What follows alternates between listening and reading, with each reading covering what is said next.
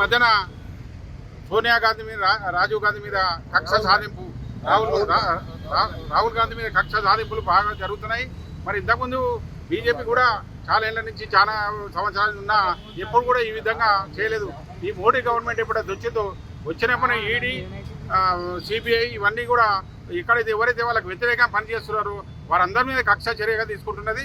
మరి ఈరోజు గాంధీ ఫ్యామిలీ మీద స్పెషల్లీ మన మోడీ గారు చాలా కక్షగా ఏది ప్రతి దాంట్లో చిన్న చిన్న విషయాలు కూడా వాళ్ళను ఒక చిన్న మిస్టేక్ దొరికినప్పుడు దాన్ని తీసుకొని కోర్టుకు అలా చేయడము పార్లమెంట్ నుంచి అవాయిడ్ చేయడము ఇలాంటివి జరుగుతున్నాయి. ఇంతకుముందు ఏ ప్రభుత్వం కూడా ఈ విధంగా చేయలేదు. ఒక మోడీ గారు కూడా ఈ విధంగా చేస్తారు. ఆయనకి ఏమైనా ఫ్యామిలీ మెంబర్ అనేది ఆయనకి ఎవరు లేరు కాబట్టి ఆయన ఏకదాటిగా ఆయన నేనే మునార్క్ అనుకుంటున్నాడు. అది ఎప్పుడైతే మునార్క్ అనుకుంటున్నారో అది మాలయాన్ని కోరుతూ ఆయన ఈ మధ్యన మొత్తం అన్ని దేశాలు తిరుగుతూ వాళ్ళు ఏమైనా ఒక మోడీ మన అంబానీ మోడీ వీళ్ళకి ఆయన అదానికి ఈయన పిఎం అయిండు. దయచేసి ఒకటే చెప్తున్నా, ఇప్పుడు కూడా మార్చుకోవాలి మోడీ గారు. మీరు ఏదైనా కాంగ్రెస్ పదం 130 ఏళ్ళ చరిత్ర ఉంది. ఈరోజు మన ఈడీ ఏదైతే కేసులు మన రాహుల్ గాంధీ మీద అలాగే సోనియా గాంధీ మీద పెట్టి వాళ్ళను ఒక దోషులుగా నిర్ణయిస్తూ వాళ్ళు చేసినటువంటి బీజేపీ గవర్నమెంట్ కావాలని చేసినటువంటి దురాఘాతం మీద ఇవాళ కాంగ్రెస్ పార్టీ స్పందించి ఉప్పల్ కాంగ్రెస్ మరి స్పందించి దాని మీద నిరసన వ్యక్తం చేయడం జరిగింది. దాంట్లో భాగంగానే ఈరోజు వారి దృష్టి బొమ్మను కూడా తగలబెట్టడం జరిగింది.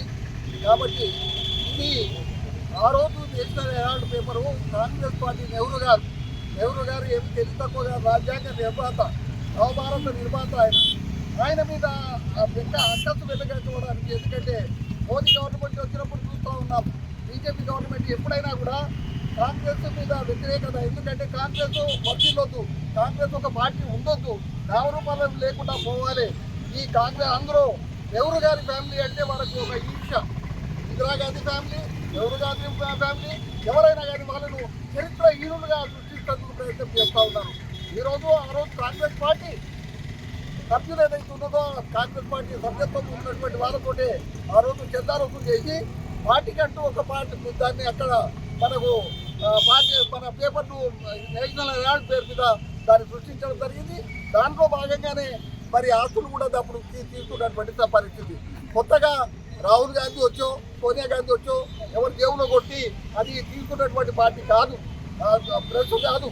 అయినప్పటికీ కూడా వాళ్ళు దురుద్దేశంతో ఏదో విధంగా దాని మీద నేరాలపైన మోపి వాళ్ళని ఇచ్చించాలని చెప్పి చరిత్రహీనం చేయాలని చెప్పేటటువంటి కార్యక్రమం చేయడం తప్ప ఒక సదుద్దేశం కాదు. నిజంగా మీకు సదుద్దేశం ఉన్నట్టయితే ఎప్పుడు వాళ్ళు దేశం గురించి మొత్తం త్యాగం చేసినటువంటి త్యాగదారులు, ప్రాణాల సైతం ఇచ్చినటువంటి పార్టీ చరిత్రను ఎందుకంటే భారత రాజ్యాంగ నిర్మాణంలో వారికి ప్రముఖ పాత్ర వహించినటువంటి ఆ రోజు రాజ్యాంగ నిర్మాణం చేయడానికి కూడా మరి అంబేద్కర్ను నిర్ణయించినటువంటి బాధ్యత తీసుకుంది నెహ్రూ గారు, గాంధీ గారు, అప్పుడున్నటువంటి నాయకత్వం.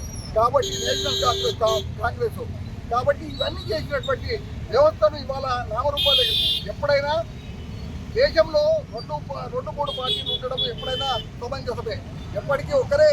మీరు కాంగ్రెస్ కోసం మేము మొదటిదాకా మేము పరిపాలన చేశాం, ఇవాళ మీరు వచ్చారు. అది ఒక ప్రజాస్వామ్యంలో ఉన్నటువంటి ఆరోగ్యకరమైనటువంటి వాతావరణం.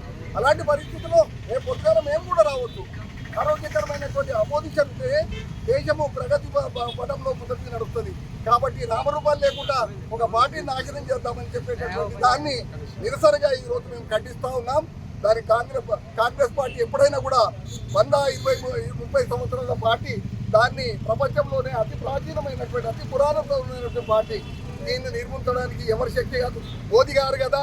వారు పుట్టించినటువంటి బ్రహ్మదేవుడు కూడా ఈ పార్టీని నాశనం చేస్తున్నటువంటి ప్రయత్నం చెల్లదు, నిర్వీర్యం అయిపోతుంది అని చెప్పి సందర్భంగా మనం చేస్తూ కాంగ్రెస్ పార్టీని ఎప్పుడైనా ఈ దేశంలో ప్రజలకు దగ్గరగా ఉన్నటువంటి పార్టీ, వీర సాధనను గమనించినటువంటి పార్టీ, దుఃఖాన్ని కారణంలో ఉన్నటువంటి ప్రతి మనిషికి కూడా న్యాయం జరిగే ఆ రోజు రాజ్యాంగాన్ని నిర్మించినటువంటి పార్టీ.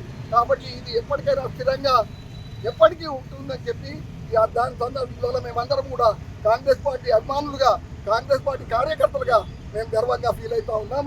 ప్రపంచంలో ఏ మూల ఏ క్షణం ఏం జరుగుతుందో వేగంగా తెలుసుకోవడానికి తొలి వెలుగు వాట్సాప్ ఛానల్ని ఫాలో చేయండి.